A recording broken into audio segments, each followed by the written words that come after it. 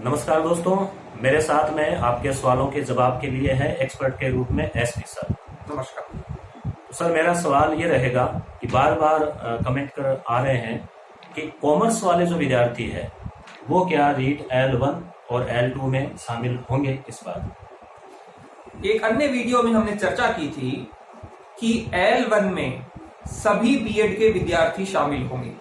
यहां जब मैंने ये कहा सभी बीएड के अभ्यर्थी रीट लेवल 1 में शामिल होंगे तो उसका अर्थ निकलता है कि वो सभी विद्यार्थी जिन्होंने बीए से बीएड किया, बीकॉम बीएड हैं और बीएससी बीएड हैं, वो तीनों स्ट्रीम के विद्यार्थी L1 की परीक्षा में शामिल होंगे, क्योंकि 28 जून 2018 का जो गजट नोटिफिकेशन है NCTE का, उसमें उन्होंने कहा है बीएड और स्नातक हैं और बीएड हैं। तो स्नातक का मतलब होता है बीए भी स्नातक है, बीकॉम भी स्नातक है, बीएससी भी स्नातक है प्लस बीएड है।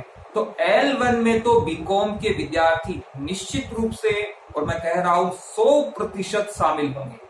अब बात हुई कि क्या लेवल 2 रीट लेवल 2 में बीकॉम के विद्यार्थी शामिल होंगे या नहीं होंगे। इस पर सरकार चिंतन मंथन कर रही है और उन्होंने कुछ गाइडलाइन जो एनसीटी के हैं उनका अध्ययन किया है, कुछ अन्य नियमों का अध्ययन किया है और अब सरकार उस पर निर्णय लेगी। तब हमें पता चलेगा कि कॉमर्स के अभ्यर्थी शामिल होंगे लेवल 2 में या नहीं होंगे।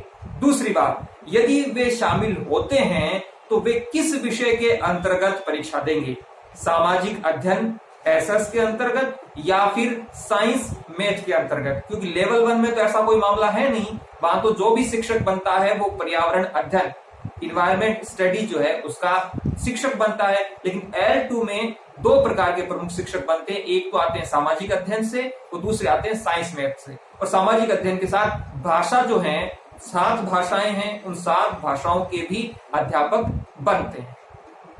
तो कहने का मतलब कि संभावना झलक रही है, सरकार की कुछ मंशा लग रही है। L1 में तो कॉमर्स वाले, बीकॉम वाले जिन्होंने बीएड किया है, बीकॉम किया है, वो L1 में तो निश्चित रूप से शामिल हो ही रहे हैं।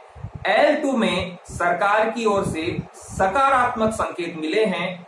हालांकि जब तक सरकार आधिकारिक घोषणा नहीं कर देती है, हम नहीं कह सकते कि कॉमर्स वालों को शामिल कर लिया गया है। हो सकता है सरकार की ओर से ये तय हो गया हो, उस पर अंतिम मुहर लगना बाकी हो और अंतिम मुहर जो है वो राजस्थान के मुख्यमंत्री लगाएंगे कि हाँ ये प्रोसेस रहेगा, इसके ये नियम रहेंगे।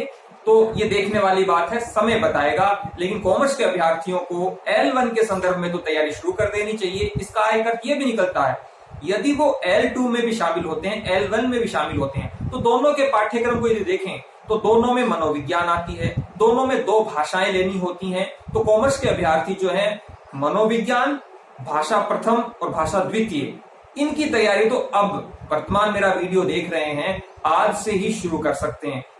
हिंदी, संस्कृत, इंग्लिश, गुजराती, उसके बाद में उर्दू, पंजाबी और सिंधी, ये 7 भाषाएं हैं। इन 7 भाषाओं में से एक भाषा उनको भाषा प्रथम के रूप में लेनी होगी। कोई भी अभ्यर्थी हो, चाहे मैं बीकॉम के विद्यार्थियों के साथ साथ सभी विद्यार्थियों को ये कह रहा हूं, और एक भाषा उनको लेनी होगी भाषा द्वितीय के रूप में, और दोनों भाषाएं अलग अलग होंगी। आप हिंदी को ही दोनों भाषा के रूप में नहीं ले सकते। तो बीकॉम के अभ्यर्थी ये ध्यान दें कि वो अपनी तैयारी प्रारंभ कर दें मनोविज्ञान और 2 भाषाओं की। यदि उन्हें दोनों लेवल में शामिल किया जाता है तो वो फिर तय कर लें उन्हें किस लेवल में परीक्षा देनी है, और यदि उनको लेवल 2 में शामिल नहीं किया जाता है तो लेवल 1 का विकल्प तो उनके लिए खुल ही गया है, तो उनको उसकी तैयारी करनी चाहिए। धन्यवाद सर जानकारी के लिए।